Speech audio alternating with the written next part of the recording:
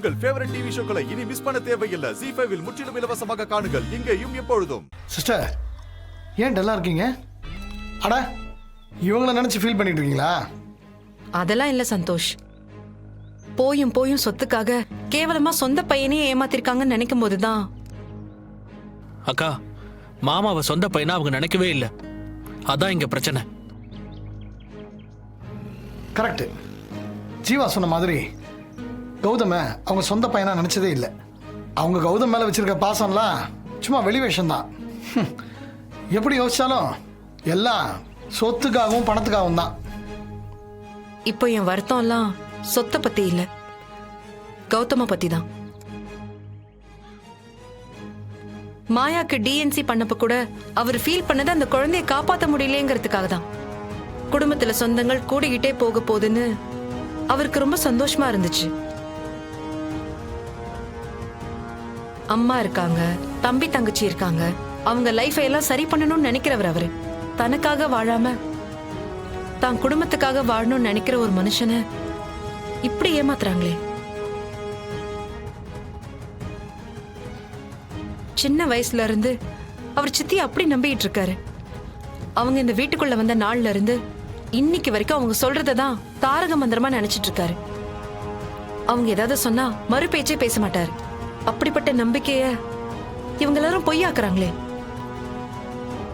உங்க சித்தி உங்களை ஏமாத்துறாங்கன்னு கௌதம் கிட்ட சொன்னா அவர் எப்படி எடுத்துப்பாருன்னு என்னால நினைச்சு கூட பார்க்க முடியல.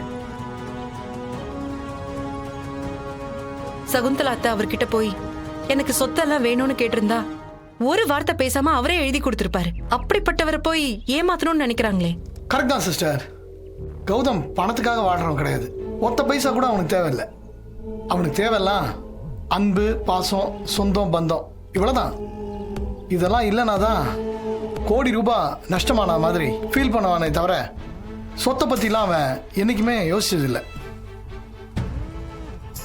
அந்த நகையை நான் தான் எடுத்தேன்னு இவங்க கதை கட்டி விட்டப்போ கூட அவனுக்குள்ள இருக்கிற பாசம் அவனை என்கிட்ட கொண்டு வந்து விட்டுச்சு. இன்னி வரைக்கும் எங்க நடுவில் அந்த பாசத்துல இம்மி அளவு கூட குறையில. அன்பு வைக்கிறதுல கௌதம்க்கு பாரபட்சமே இல்லை. எல்லார் மேலேயும் ஒரே மாதிரி தான் அன்பு வைப்பான். அவன் பேசிக்காவே அவ்வளோ நல்லவன். ஆமாக்கா, மாமா அன்புக்கு ஏங்குற ஆளு. அவர் இப்படி ஆளாளுக்கு ஏமாத்துறது ரொம்ப தப்புக்கா. இவங்களெல்லாம் சும்மாவே விடக்கூடாதுக்கா, சும்மாவே விடக்கூடாது. இதெல்லாம் மாமா கண்டிப்பா தெரிஞ்சாகணும். வாக்கா, நாங்களும் வரோம். மாமா வர சொல்லு, எல்லாத்தையும் சொல்லிடலாம். இல்லடா, இது ரொம்ப சென்சிட்டிவான விஷயம். இப்படி அவசரப்பட்டா அப்புறம் தப்பாயிடும். நீங்க உங்க வேலையை பாருங்க, இந்த விஷயத்த நான் பாத்துக்கிறேன்.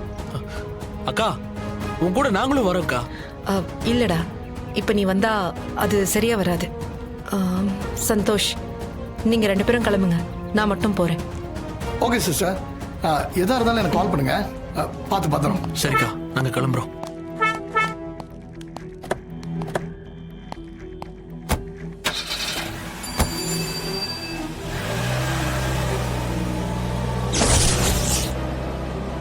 ZEE5 ஆப்பை டவுன்லோட் செய்து அனைத்து எபிசோடுகளையும் இலவசமாக பாருங்க.